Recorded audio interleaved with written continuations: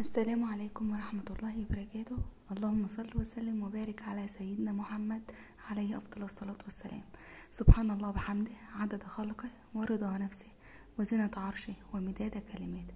هنعمل بسكوت سهل وبسيط جدا بمقادير موجودة في بيتك، وهيبقى حاجة حلوة جدا وبسيط وعلى قد الإيد. معايا كوباية ونص من الدقيق، ونص كوباية سكر لو مطحون هيبقى أفضل، وفانيليا، معلقة صغيرة من البيكنج باودر، وبيضة، ونص كوباية سمنة على زيت، أو ممكن تبقى زيت بس أو ممكن تبقى زبدة بس حسب الموجود عندك ومتوفر. أول حاجة هاخد البيض على الفانيليا على السكر على الزيت، وهخلطهم كويس جدا مع بعض. يبقى أنا هنا خدت نص كوباية زيت على سمنة، أو كوباية زيت أو نص كوباية زيت بس، مع البيضة مع السكر مع الفانيليا، وهقلبهم كويس جدا لحد ما السكر ده يدوب.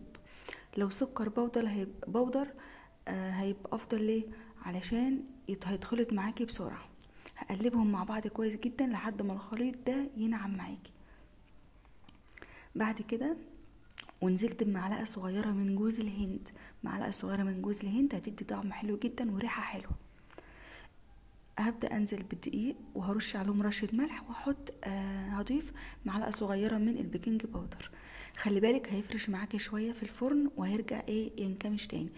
المقادير دي ممكن تعمل معاكي صينيتين من اللي انت هتشوفيهم دول لو عملتي كور صغيرة، حسب ما انت هتعملي البسكوتة كبيرة متوسطة او صغيرة.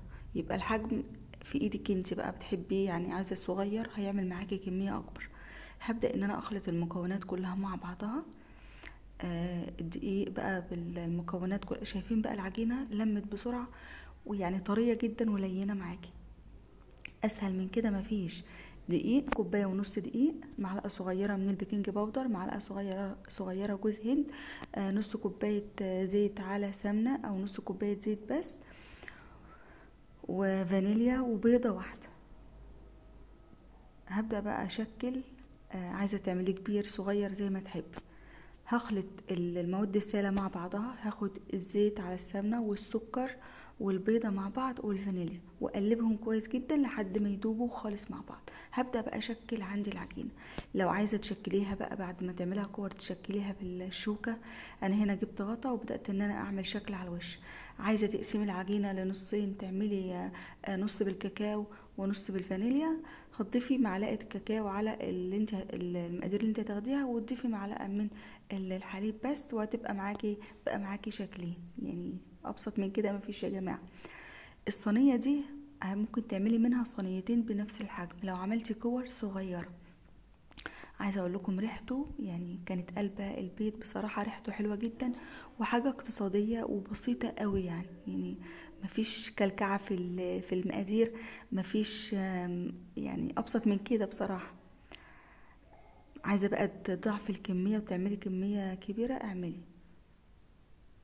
ممكن نعملها بكيس الحلواني، تشكلها بكيس الحلواني عادي خالص. التشكيل ده بيرجع عليكي انت، بس ما تنسيش ان هي تفرش شويه في الفرن، يبقى نصغر الحجم خالص.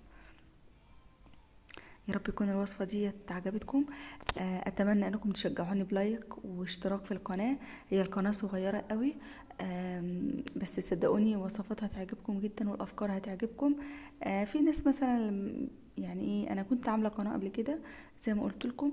عايزه اقول لكم والله اني يعني ممكن قناه كبيره تدخل القنوات الصغيره وبتاخد منها افكار.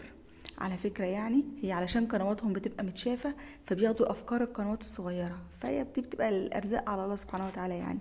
واللي عنده علم يفيد غيره، يعني الواحد ما بيزعلش. بس ما تلاقوا قناة حلوة وكويسة شجعوها، يعني اتمنوا الخير لبعض. انا هنا كنت صغرت شوية بس فرش برضو، خلي بالكم. يعني ممكن عارفين حباية الليمونة الصغيرة، انت هتشكلي قدها. سخنت بقى الفرن، هيدخل الفرن حوالي يعني اقل من 10 دقايق. انا عاوزة لونه يعني ذهبي من تحت بس. هو اخد لون معايا بزيادة، بس الكاميرا بتبقى مغمقة شوية.